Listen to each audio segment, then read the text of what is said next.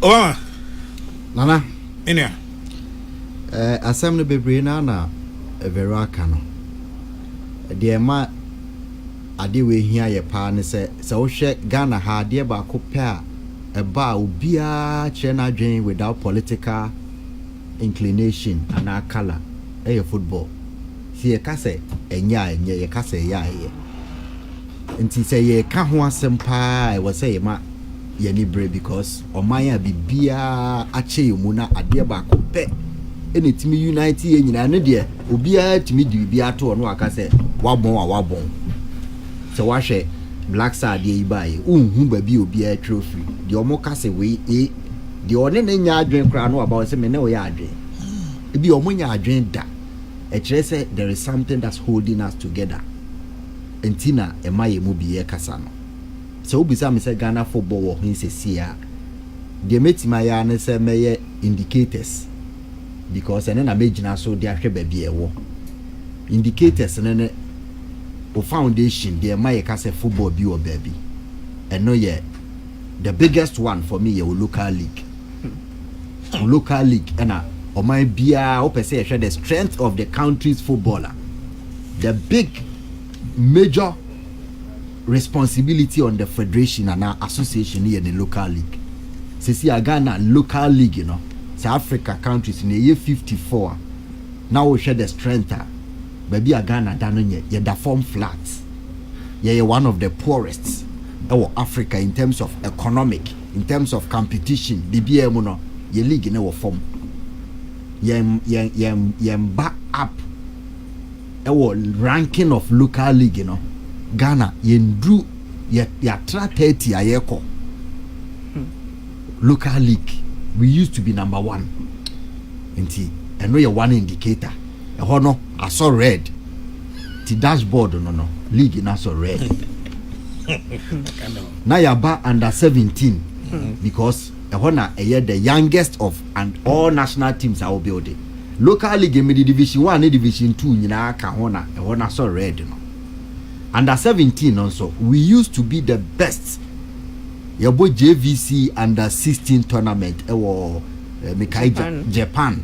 Before Japan, MC Yakobo Japan 93, yabo Barcelona.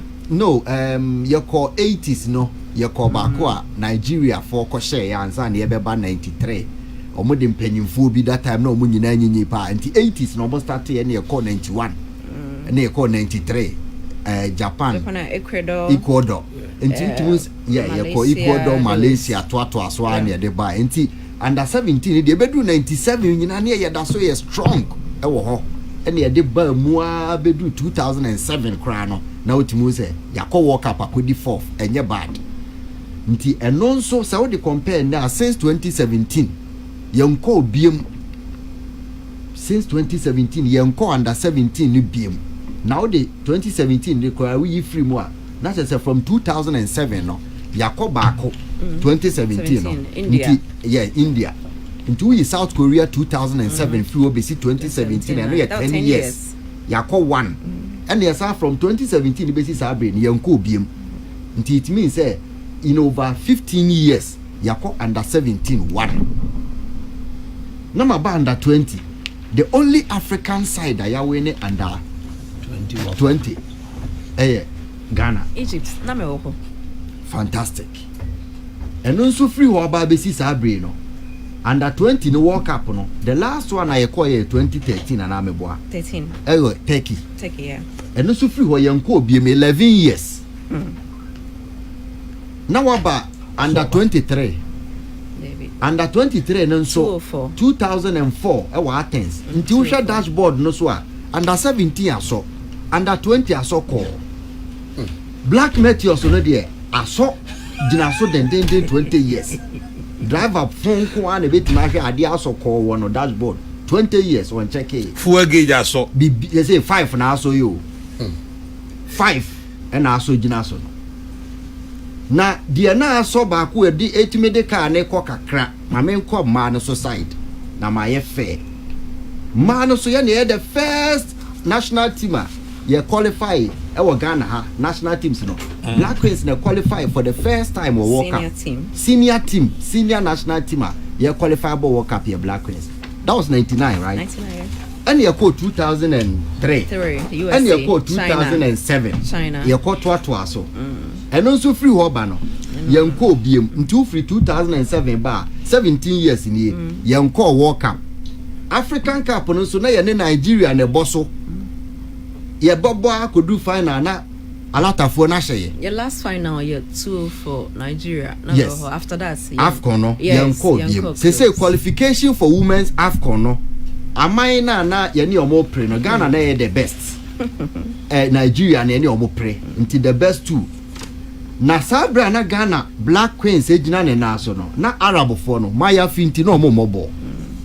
Because no one person be my fear free or mutinti no more the almost started ball cry say ye ball or national team no and then Morocco be year free Egypt a year free Algeria year free South Africa the fourth South Africa Zambia by sao my nyina be ye enti say okay kan nyina boma Black Queens ne so asoko and I call a man under 17 who and no qualifies na e born no Africa no bebre ani omo bo mumbo bi da nti ande ye bo ani qualify yakọ World Cup na to aso 8 yeah ni nyina group stage ni efrim nti progress bi ani wonti ano so asoko even the 21 under 20 ni nso ewo emba ne so side eno na ano kra under 17 say ma no mko emba pa ko bobo no mawiam wo mfiem ma pa de nka ma under 17 de administration we hwe mo ko wi a mfiem san cheating eno so ye bane ye nti eno so asoko eno kra asoko no sa criminal call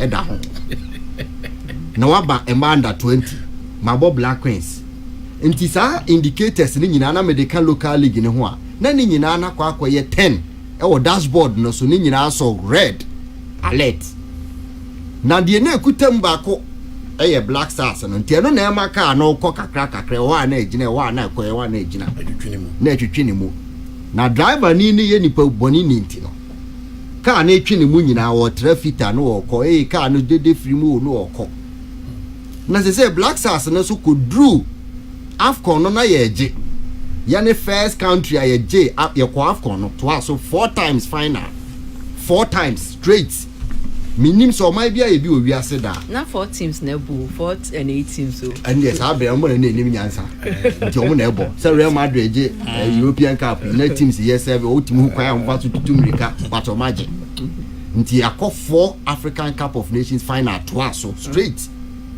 nti 1970 uguza kwesi uso so omo koye omo ntimi anye na omo bedu airport na omo tete omo ferry omo do final omo ntimi anye. That was the country and the idea ba that was the standard final. Then final omo ko final omo ntimi anye no kra ICC omo military rule Sudan and they say o say mama country neje omo bedu ha na obi tete say Ghana do final ye ntimi anye because ye ko bi ayeje and the idea ba bedu final ni ekọ semi final ni ekọ final ni ekọ semi final na ade no so ko no na ka we no because ho na so ko no wo ya nyina so ba kum na be ka ne kon 2014 ho na start say afide ka no e jeki nti uhwa na yakọ AFCON 2015 final yakọ 2017 quarter final yakọ 2019 round of 16 yakọ 2021 group stage Yako 2024 group stage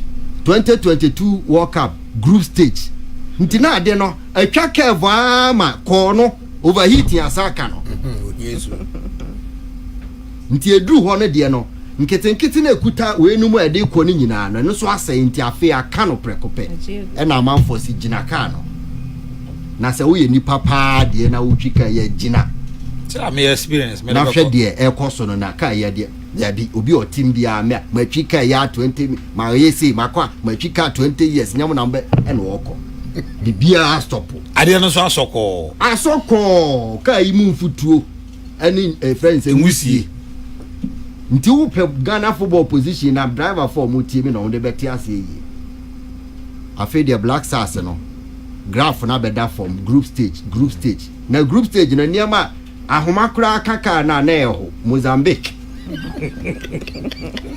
Comoros ka inframa boa na ka nitu afede ba bia ka na dru no e fa dadoa sumpo a na je se apa dadoa kura de se so nti me kira wo eniama e ka Black Star na e to for me no kwa na ekuta national football no afi de bibia me se wo tena wo finger kura wo ka no ma na ka no kofom Mozambique, Comoros, Madagascar, Libya, Sudan. Sa my way ya first na wo chi na wo se 7 wa away, 4 wo home. Na ye 11. Uhu ne mobo na Kwame Nkrumah pe o ma sem na omba ha. Wo she ni 6 first half or second half mo fa ni agro. Na afi mapon. Sa my no o mu hia ye pe na o ma hye. Nti ama obi amuye wo tournament biam.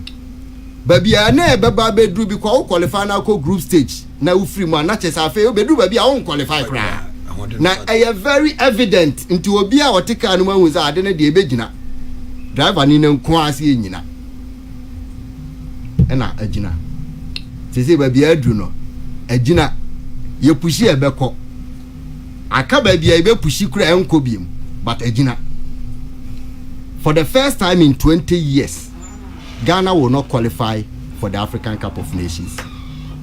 For the first time in 20 years, 20 solid years, now you qualify. You qualify for African Cup of Nations.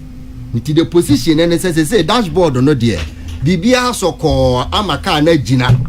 Nye Gina no. Ono aka no ande de pe. No Gina na chese asema ba. They say if you lasa. Bibia Vero. Kai why are you not atifu na woka? This is the position of Ghana football. If you are able to point to me one driver ni so kra fa de fa ball no park no driver ni so oba kai ya se onya ba bi nda. O park car na be da ba bia infrastructure so kra no ye ni bi e wo football no.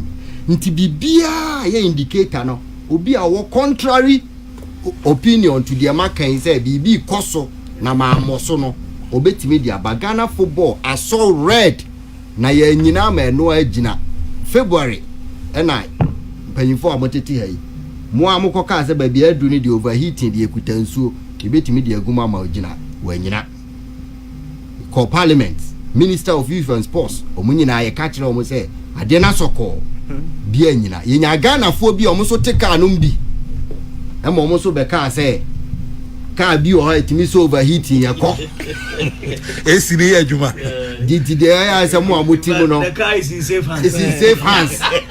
Da bani na o chika ni yenim no ye ni fit hu say kramai e wo fie na kromfo wura ho na krama na mpo a na kire say wonim no manini kromfo Many crowfo. Ana say wamano do be o wi a o mani biwe ye nyina e wo krom ha sebe macro mo mpe ball kra say ba bia na ye hwe ball no se dia asai nti mumye ni enua mu achi na enye se kan ne ma na o matwe o mo se ye toato adwene na mo kofa coach mo kofa baako vero say 6 managerial coaches changes of Black Stars 6 in 5 years 6 na nikanika adwuma kra den kra ye fa nipa ntentem sa 6 5 years and what for coach is 6 and ye ka kire wo say ye de ye ntan obi aba ye hu ne say enye coach asem hey 5 years Black Stars have 6 coaches kwasi apia ket na be pam no 1 ket na pam kwasi apia ironically mo only win since 2020 and 2029 against 2019 Guinea Bissau there be South Africa. Sao Tome and no ye kwasi apia last victory Jordan Koshomo and no last victory Oceano in AFCON context and so the last victory ayenya AFCON no AFCON tournament Guinea Bissau kwasi apia ono a yes last victory or AFCON your last away victory ni nyina ye coach we kwasi apia keto krekuba e no na be yi ni free ho because na issues wo ha me pese me kan wo ha ba mo ka say wa bon pa because on free player bia we are affiliated to Dreams FC okay and omu yi ni free ho and this is me obi na e ka dan wo ha fast checker omu nyina wo ha Benjamin Tete and omu yi kwasi free ho na omu kofa Deliver rival can buy no CK I'm the CK buy and CK there or a system no more coach Dreams he understands the philosophy on say yeah uncle school ninti brofo a omodi BT ano no and omo kan ya na say din no obey also so bo agro football also be bo agro football say obedi agro anko siaga afi na we say omo de pressure pam no because oya list Black Star list no de kono ade be chen so be kan or the 22 be ko ade be chen na ade 25 nipa so ono na dia 11 ono na dia no odi aba no nipa so de 9 months na wo mo me de list aba nra ade che na ya abeka ho ya be wo bi aka ho na che se de na ompese o mo ne ye na anye yi wan ka no kra akopim so free ho ntitama na ye ka se o mo ye influence no wan support ye ba o free ho no be kan ye ne na ka bom wa ba ye ho eno mo kokofa Milo ebae ena ket be ka se we nya matrai makwe we de o ye trust papa isu be kochi Ghana tried and tested o free Ghana o koye no on kochi o ma bia ndu 4 months so opodu o mo se na Ghana na o koye ade o mo ko work up de pa na unimu a Algeria de 2 months na 2 months ne kwa 1 month 3 weeks because no de ba ko no 1 week de problem ne ma no akọ o mo pam no 1 month 3 weeks say onim di bia players na akọ report no say papa no onim training Riyad Mahrez mo say onim training kraye and Milo sa ko ni okochi 3 teams after Ghana o bia pam no in less than 4 months and yes so you tried and tested because abahada ni e revi so about 2009 say last 13 and Michael Essien mo ne solid team bi obi abuild no de call adwuma fine why ade and amosa ki Milo no mo ko fa hwan ba bi almost sack Milo coin no mo ko fa Otuado David Masokonadu e she ntem ho kakra Masokonadu be she ho kakra spare driver de men kan nka ho na Otuado abamienu Chris Hutton nti 6 nti sa o de Masokonadu no kra ka ho 7 in 5 years tanko so kra be hwe ho kakra na tanko no ya assistant ya coin no coin nti 6 and 7 managers nti ye ka kire o mo say yakọ afcon mienu akọ world cup ni nyina ya free mu o group stage ebi nto ye da this is unprecedented now my bia nka mu nyina mba resign but Ghana na resignation ka into the mon pause coaching search no na yanko ya inquisition deeper when obi busa o say ade na nya coach nti mu mienye deeper introspection say de na ekoso aye ntumi mobo ni ya obi a hye yesa say duro kura na obi ato ya yempa na chewansa na coach na beti aso papa na ode ekofa Milo bae Mark Ado Black Stars chairman na ono o manage team bia o Ghana hada ntumi fa team nhye ne sa de say Black Star ono ano musa akofa ne say onsign kofa coach Milo okofa Milo bae Chris Hutton and he to na de ko work up nti from Cameroon from World Cup sa papa na no musa di na chi bie ma ne kofa a friend say Otuado ebae and was idea called AFCON into 2 African Cup of Nations and 1 World Cup. Black Star chairman. It is okay can you money boomwa. Biama Ghana footballer do and say long term no dear penny for high double bobby so but in the short term under this administration what I find main restraining from saying is that Nana the current group of administrators or leading Ghana football no omoye nipa they came purposely for money. That is what I see.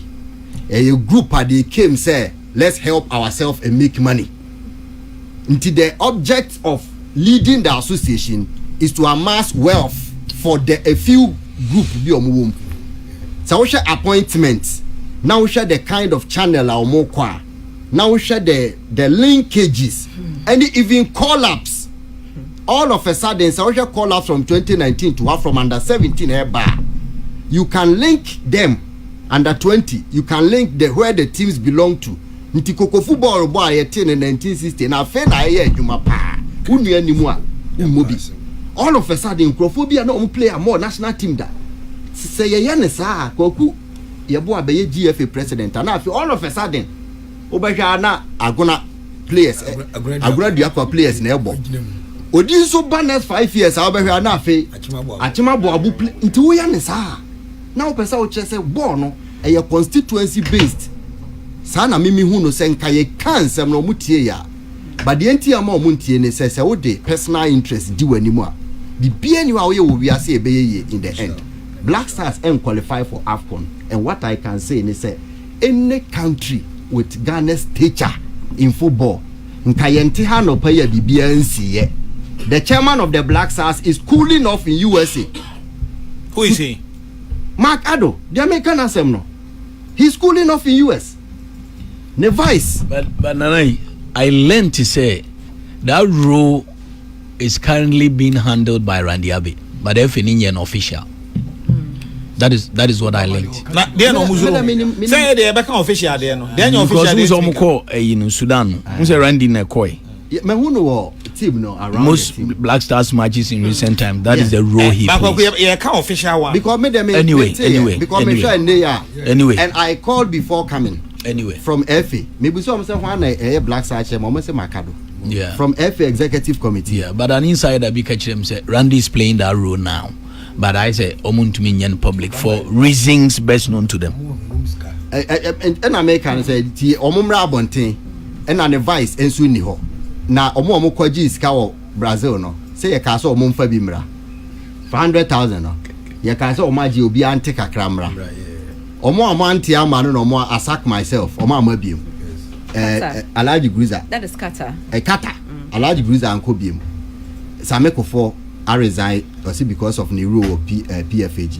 And Kenneth Damwa and so I resign. I can't pass two say no more Black Star no more no man could be FA president no and so the team Asia Pampa so call Germany.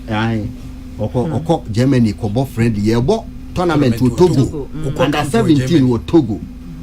I hear about Togo Hano. Ye ko Europe went out say na ye ko ye training. Na hwe nipa omudi team na chi wo pictures na e ba na be kire wo say if it is with good intent you will know say ye bo Black Stars crucial game.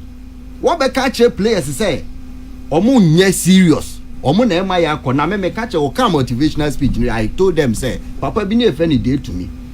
Ona na e ka motivational speech. Omo fa dey to me 100. E ko kwasa boys ne ho aye ntumi ncha. Na mo ni psychologist enye de any motivation. Owie no ko Germany. Ye wo two crucial games as ya win here. Yan qualify for AFCON in 20 years. Now Egypt, ubetima yes idea we Egypt. Who lead you omo football. Now yan qualify first time in 20 years ya Kobo African Cup of 24 teams out of 54. Now unkobia. Now that's what ho. Cheapest ever. Egypt. Sudan. Morocco, South Africa, ubetima yes idea no. Just o my Ghana. Enti baby aye wo no say they are so no. Media man dey so be free players na so ye. Di omo ameni omadi nkomo no. Ene de ma ajiku. Amo captains ye ko kudus wona de ma Jordan. Etoto ne nsa no. Mekire mu nyina akire wo. There to me was Star Times a bit tone. Mimi kwatena Star Times so. Ena mkoka say semeni na ya mponsa. Enka kotoko ko park me yesa azuma me de me referee ni bibia beko because we ya mponsa obi enim say woni ket mo ye contenders mo pray afi hu. Yagasi show na anyo we ya na call free ket camp to the owner of the station say me mpacha wona me retract na me say me mpacha say megum ni ba. Man enim say we obi o Star Times. Ghana League course na park nenye. And I'm saying no, we should not be showing matches at this level in football. The pitch is very horrible. And I'm call off air. Minim the AC. I was only ayo. I feel I'm call off air. I'm year free so. And I'm say what is going on? But 3 minutes I'm by and I'm say those words no. Yes say pani dia friend I'm say pani no. You see her be a and your TV no am person atena. Pitch ni horrible. Na me ka wo say na yi afọ say you so where the me na me create here.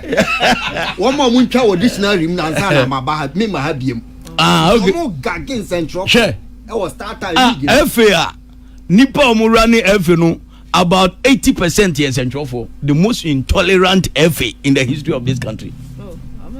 Me see, yo, you we show na producer and film say, "Yes, me ma bi na mzibo na me jima ketua."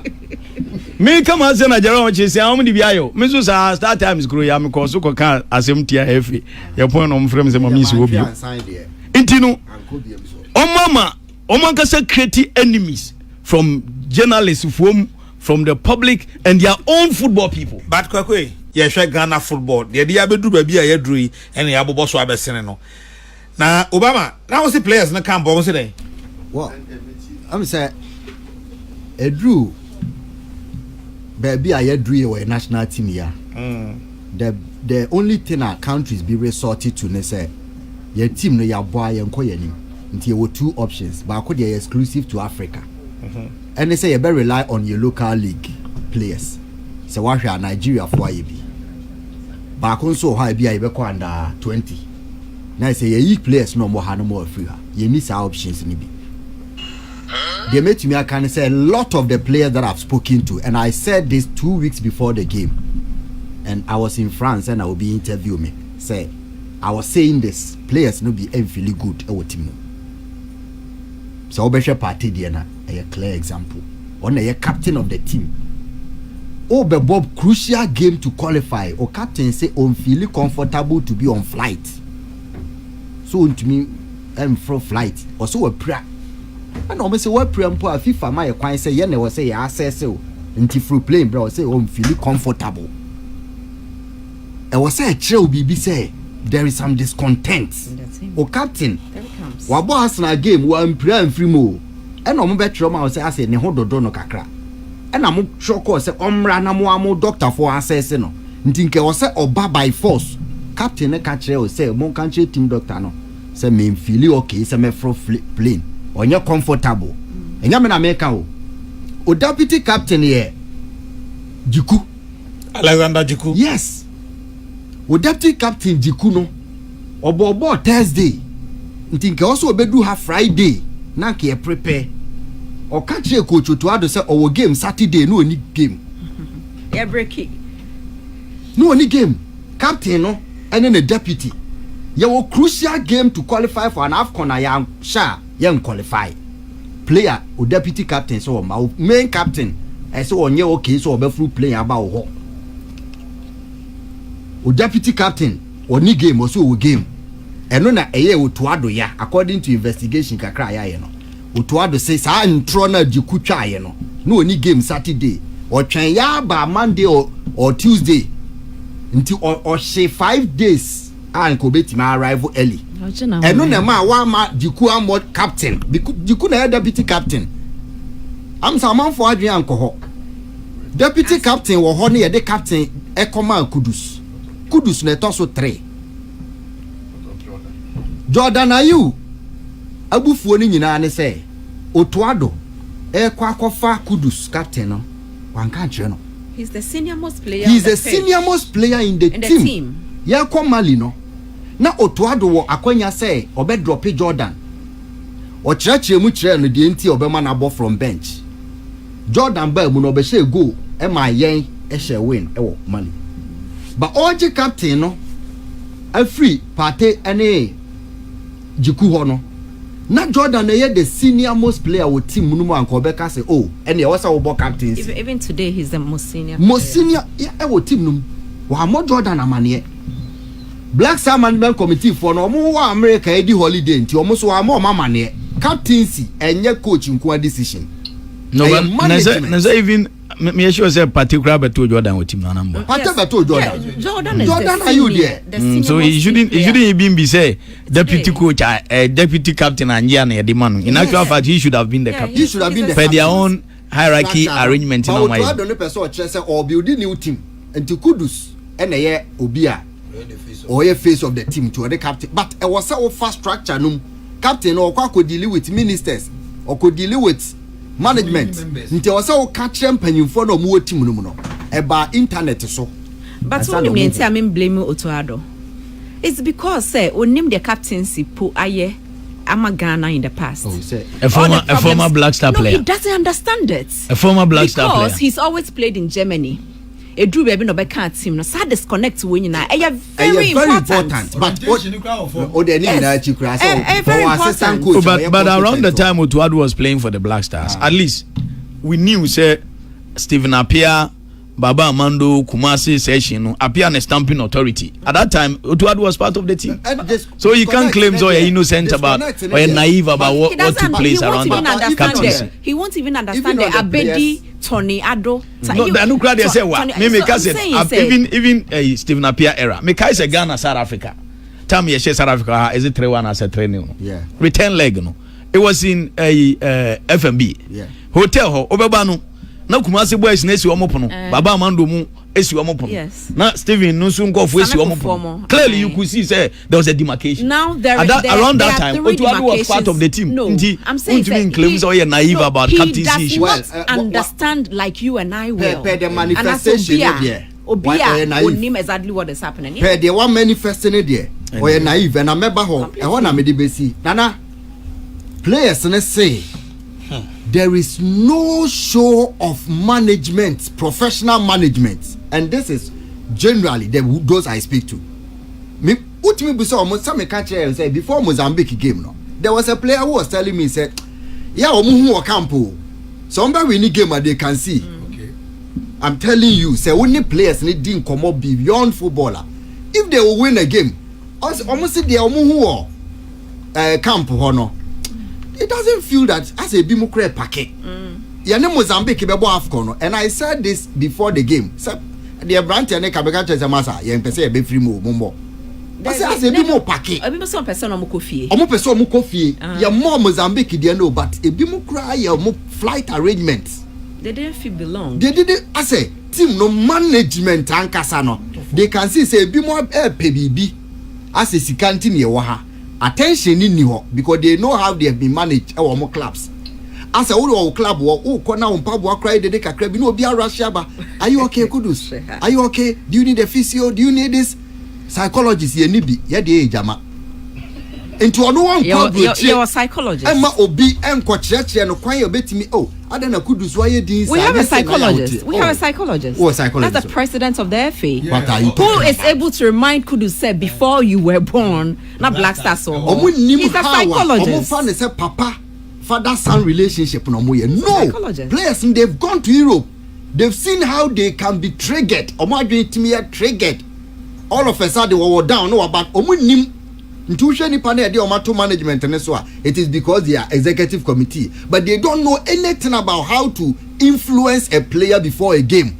They said it before the AFCON, and they are saying, say before this Sudan game, I said those I've spoken to, I don't feel okay, and I told somebody very influential in this government or pebble power who are no afraid. Me catch and say, oh, akonya bia, ubeti minister akasa players too, omon person beba. And nipa no tia obetimi aka me see players too omo ye key they don't want to come. You can't blame the boys every time. You can't blame them.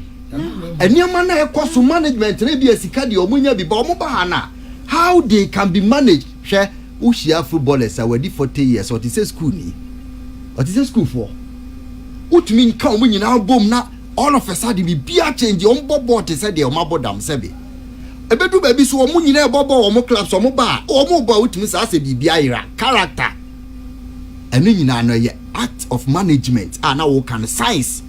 What is missing? We are not finding that. What was missing in Cameroon? Nobody has probed that. What was missing in Cote d'Ivoire? Nobody has probed that. What was missing in Qatar? Nobody has probed that scientifically. All we think new coach. Players and say edana ura ketokra kudi tape ba hono obe record do ya no. After that, one of the guys told me say if they knew players back catch and say if they knew that he was coming to record them and to post on social media, they would have fought him. But that was they would have fought him terribly. Or walked out. Or say this is not the first time. But the way a manner he spoke that day, no, na omokobo crucial game. If they needed that thing, they needed it from a psychologist to ask them individually. He is the psychologist. What is missing with Otuado? Me, I don't have a problem with Ghana former player wasevo na okochi. Whether wa born na omoye. Na yenka se Oto wa born ti na manemba o. Ni yenka se there is a problem bigger than Oto. Nti na yen twena omuntwa appointment na anya sa na save Ghana football kan. Yes. Otuado eye obi oye trainer scout ni rule no. Osua coaching ba. Mtimi me hu ni se bi ebetimi ama na time Aliu Cisse of Ghana bi. Me problem ne se Otuado nya manager. Germany for himself management of big players ano onru ho entinka wakwa fa ne technical team no na wo se enya nipa omo experience say be a technical director be a onimbo otia kenten bi obi obetimi aka se minim Ghana football history culture na me support Otto Mrante mi hu omo nante akura metimi hu say something is wrong. Obi obetimi aka no kura kire Otto na mu si Ghana football egu na John Pentisi enwu ya o mbese management John Pentisi appointment ne de no kura ni nyame anim ne ex players na omo ne omo wo hore nyina dey know why ye the John Pentisi oba say almost spite the demonstrators any ex players bi omo kasa o platform ne so no or hobby nso wa ye na dwuma ye ne ya reward no enti John Pentisi there a month before the appointment as Black Stars assistant or ye interview no mo bisa ne say former players bebre kochi adana also media affair na master ti o minyanru Black Star ye wo seniors bebre me hwa ma ho ode a minyanru empen for so we do me person ka me ko under 17 empen for so we do yeah demonstration ni wie ya obeka say onhu anything wrong obegina UTV can qualify with UEFA pro lances and adona no Some no kind na UEFA issue no statement of qualification. Say on the highest, longest serving coach. Intiketo Kreku did not see anything wrong with him. Say obi o defend me wa bra pressure o me so ne there. And yes say oyebe qualify. Now no communicators for ho there. Yes, enti John Pencil there ne there. All the ex players o munim the capacity. Or no John Pencil ni video per records onim the capacity so on to me. But kwai na ye team ni man no akwanya aba yebetu kwai menya bibia di meye say nti ono so nka so to me but true Otuado ye inexperienced, very inexperienced. John Pencil ye inexperienced, highly very inexperienced. So Pep Guardiola mo de na o hwe ni documentary nkofo mo hyehyehye Jose Mourinho Aito Karanka mpanyimfo mo nimbo mo pa o masua no na o mo hye o machi na now they all follow foreign football o hwe Pep o mo gina na chi o tim say this man omo ideas no dey adwuma o hwe Aito Karanka senior players na United coach Ikra Sakra Van Nistelrooy to Hobby. Yes, obi o work culture of the team our experienced yeah they no to do obrea no your appointment. Vero, behave yourself. Vero, behave yourself. O pe captains here. Sorry. O twa nani a o say be person we dey ma kudus pense o ti ase eh okay Manemon obi say Bruni no de ne buy no so no so e green sir ono two teams for relegation cry ntinka auto appointment no was the time and was say tree abuni ehu the problem in the team nti players number Black Star no me hu say amanfo di o matem. To be honest with you, the entire mean the players at them say if they want to play they will play, but the management of the team omo hu mpanyifo no call left mpanyifo no direction here left now most players they call right, but patemu no omo hu say we do not have to come and work for people be to take glory. So I say ye bebo ball no wa betiatia ye na ama ya she duty onim nkrofo onim omo no omo dili omo ne multi-billionaires pounds, British pounds ni euro pound billions, yes, and they control omo. I went to Crystal Palace, Jordan Ayew omo owner no. I said Twitter no hu me call na me say me ambehwe ball. Uhu papa na okuta owner of Crystal Palace. Now hwe kwan a or say Ghana talent no, me say Jordan Ayew future they say one of the most incredible. The way Obeka Safa player no ho, pesa okra okka kire ni say owner no opewasem oyada o onko kansem bia negative billionaires o na ye hwe ye nkola so ha me hu say Kurt ko kan asem no empanyifo bebre a chirachiro na bismo ka Kurt waka no na me say no kura na ye dey bobo waka no kura kire hwan no kura no is with Kurt no kura no hwan na e ka kire na mana ye no waka kire players no who is telling Kurt Okraku say you have failed in the appointment of this people, you have failed in this. Who is telling him? But what you want to cry? Okay, yemfa camera and see usu neka. But central for the kokano cry. England under 15. That be ame baha me can say we answer na mako. Last time I ura chairman general ha. Na me say the only solution. Me ti say me nua kwaku ye boy minister of sports and a deputy minister of sports. I dey me frere kwaku first. Say kwaku ma ban the mauska.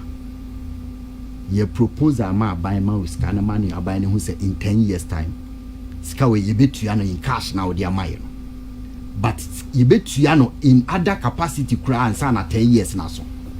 This is what I will say to Kwaku. Say Kwaku rush to government na catch so mo ma uska na call revamp Winneba Sports College na revamp pram na pe 40 rooms each 40 rooms obi abedam 2 football nko na meka yo na kwaku kɔ ma coaches a ekomo nne omo pe Derek Boateng mo ye adwuma pe lai kense mo ne say lai mon ko pe players 100 a mo ye 14 years JSS emreme na woni we ne bafo schools e ho ni nkomo na ka che Minister of Education say open free education ama Ghana scholarship nkwara o mo JSS saying nkwara we mo JSS ye mo scholarship SS you free SHS nti ye de o mo ba 14 years o mbe ko JSS o we ne ba schools o mo pram schools so ho ya fa nkwara 100 o mo free ha ya fa coaches o mo ndim de otua kenten o head ya fa ba ko so de na ko pram you could always train your coaches kwa ku me advice amedema o se nie ebia enyi do ne but e be bo din te se ben kofi una san kura 14 years na ma coaches be 55 enko ba bia na o mo nsanya teachers o mo so charge o curriculum school na e free na o mo ye no na fa nkura no ko ne o ma me nkodi nkomo se Ghana aban be hwe nkura we so mo timi bo mo ho modern in the next 1 year ko wa mo modern e be yina ba fie bo modern a waka years ana 18 na obo England national team a omo ball from 14 years into oni omo ball 4 years e ho na e build culture English culture ne ho na e build no ye dua no ho obo 4 years some more DNA say where you so DNA na ba bia pata adri na wo culture ni DNA obi a wono di apesi wi dompe na afa na wo culture say do Ghana na akora na wakofa no free wa abeto we ne ba a wahwe na mana ko JSS ne SS no nyaw na wo chen patriotism ne ma be ka chen say abai na ahwe wo bo na wo bo no bre ho ase natena ho na wa mfa ka ma that is natural input of patriotism enti omo wa sa camp ho na no clubs bi be fa no kwa abrochira wo ho no mbehia wo under 20 na Black Star omo ho no mu besua telepathy onim sa akwa we ye ne bo under 14 no who so wagina so ni sisi our brand money pass that is where the Black Stars say just about 2 players no about youth team omo ball against Sudan no none of them have played together at any Ghana national team yes but only 2 of them umpo na me fan say omo youth team kudos ne I think so Michael Essien ye interview omo progress Michael Essien ye interview o say Essien obo Ghana under 12 unim sa obo Ghana under 12 on John Mensah that time I say ebajimbre no efe ni timi the policy e bo under 12 Suleiman Tari ko bo Ghana under 17 or 16 one chiefs amunyina na e de omo ko we ne ba enti Michael Essien say Morocco 2 na ye show mo AFCON no omo say omo rehearse ya na o say da bi oni Suleiman Tari omo da from under 17 omo da from under 20 Echo Black Meteors abebo Black Star omo about 12 years that time nti Sule o say me body language bi a me bi Sule understands nya ho no to ado be kire no that is football no how where you build nti se kwaku nya deputy sports minister na minister nya fe na mkoka se kwaku ye nkope scanning kwaku build this foundation 10 years time kra na benya 27 Black Star beji AFCON wagu